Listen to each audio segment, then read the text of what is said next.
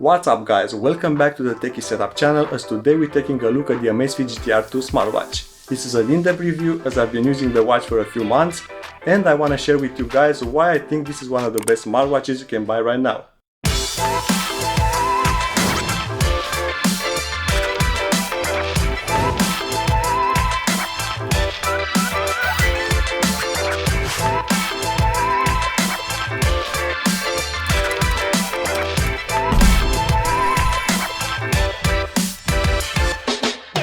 Not sure if you all know that Amazfit is a brand of Xiaomi, the smart wearables provider for Xiaomi, so the second largest wearable manufacturer after Apple. They are pushing new models each year, all with excellent features, great aesthetics and competitive prices. I have used the original Amazfit GTR watch for half a year and it was a great watch with its focus on battery life. Amazfit have done an amazing job in optimizing this watch battery to last a month without needing to recharge it. It came with a few downsides though, as the chipset was very power efficient, so no fancy animations, no multitasking, no internal music storage and no call functionality, as it does not have a speaker and microphone. It also had some inconsistencies regarding the GPS signal, as sometimes it took a long time to get the signal or the signal got lost during the workouts. I think this was fixed or should have been fixed with an update. Amazfit does push a lot of updates to their line of watches. Now with the new GTR 2, which also exists in the rectangle version, the GTS 2, I have great hopes that all of the issues are fixed, so stay with me to find out all about this Amazfit smartwatch. The watch comes in a small compact square box with an included magnetic charger, so no wireless charging yet. I don't consider this a bad thing. Yes, it's a proprietary charger, but wireless charging would be useful if you would need to charge the watch every day or every 2 days, like in the case of the Samsung or Apple watches, and you would definitely need it to be able to charge it everywhere you have a wireless charger, including the back of your phone if it has reverse wireless charging when you're not at home. But for these watches that last for at least a week before needing recharge, wireless charging is not a must-have or a downside. I have the 46mm size Sports Edition, which is made from black aluminum alloy and weighs 36 grams, but there is also a Classic Edition made from stainless steel and a few grams heavier. The strap is made from silicone and it's so soft you can immediately spot the difference from other cheap watch bands. You almost don't feel the watch on your wrist. The 22mm strap can be easily changed with others as it features quick release.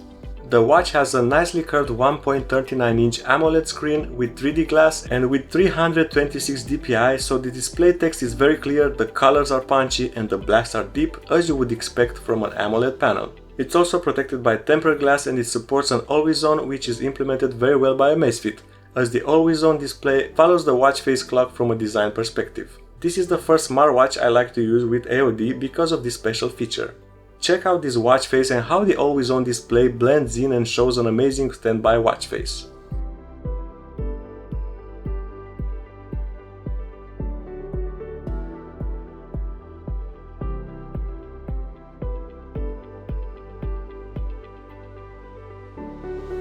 Amazfit does not include specifications regarding the CPU or memory used, but all I can say is that it handles multitasking like a champion. You can start a workout, listen to music, check notifications, check the weather, and start a timer at the same time. Switching between them is very fast.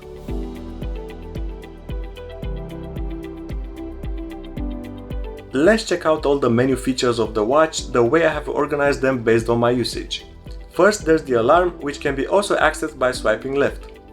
Then we have the workout menu, which includes 90 built-in sports modes, and there is a smart recognition that can be activated for 6 of them to be detected and started automatically. As you can see, the list of sports in the main page can be edited based on your preference. The workouts are also grouped by sport type and can set specific goals for each of them, like target time or calories. We have the possibility to track swimming workouts, as the Amazfit watch has a water resistance of 50 meters, on par with traditional high-end watches. The GTR 2 has GPS and GLONASS, and I can say it managed to get a very fast lock on the satellites when starting a workout almost every time. So this is a big plus compared to the old generation. Next we have a list of the activities we performed recently and we can see all the details for each in a very nice presentation.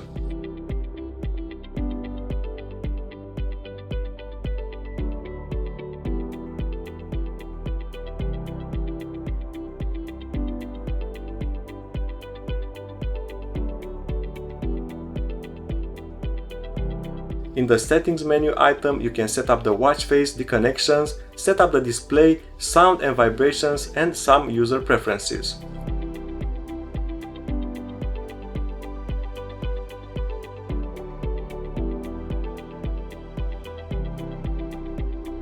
The watch features a great selection of watch faces, and I don't think there is a limit on how many you can upload on the watch itself.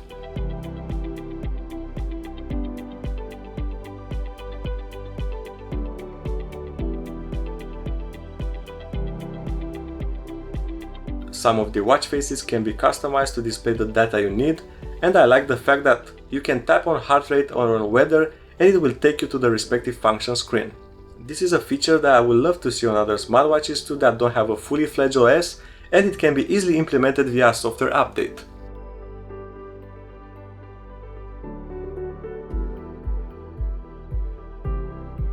The watch has support for Wi-Fi, and this is only used when transferring files to the watch for a faster speed. The screen has automatic brightness adjustment and can be lit upon receiving a notification.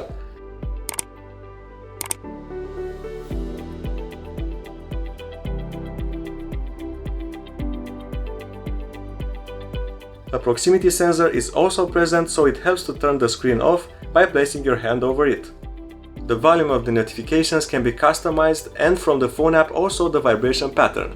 I would have liked to be able to set the vibration intensity, especially as Amazfit brags about the linear vibration motor present in the watch, but maybe they will fix this via a software update. There is an option to set the notifications and always on display not only timed between a set interval, but also using the smart setting, and this should stop the watch from showing the AOD or vibrate when it detects it's not on your wrist, but just sitting on the table. It should also stop the heart rate readouts. It works most of the time, but it's not perfect, and it's something Amazfit should work on perfecting.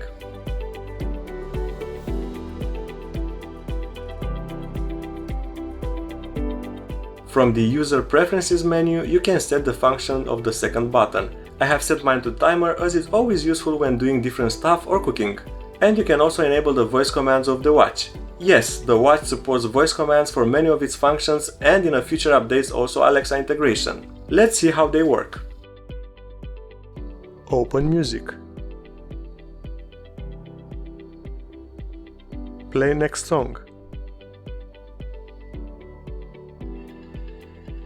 Start previous workout. End workout.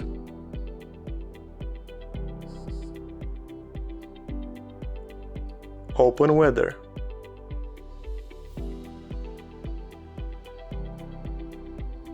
Brightness up. Next in the menu we have the widgets, and it includes the compass, the barometric altimeter, the stopwatch which is named timer, the real timer which is named countdown, and Find My Mobile option, which by the way works great if you lost your phone in the house. Next is the weather menu and the current activity tracking based on the targets you set in the app. Then we have the personal activity intelligence, a science-based health score that measures the heart rate health impact of physical activity.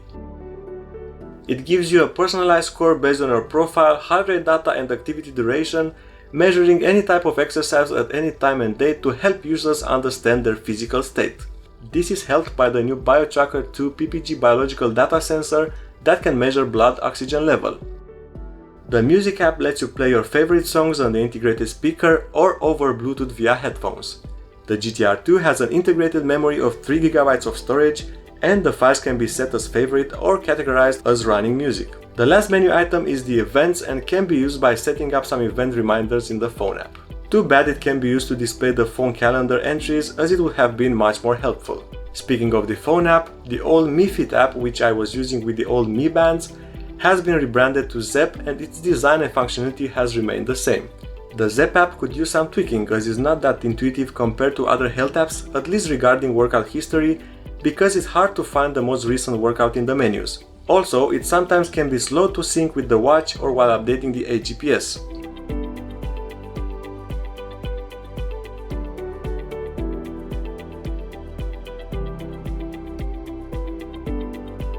You can set up the watch health monitoring features from My Device page, And you can also select how the menu items are arranged and the shortcut cards on the swipe left menu.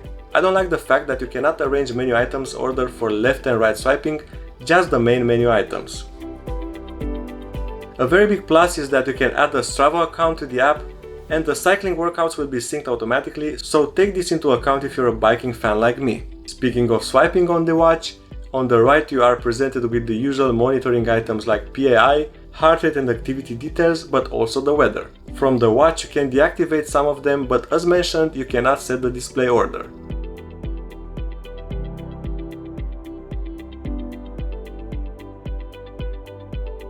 Swiping left shows the stacked cards that remind us of the same presentation on some phones launchers.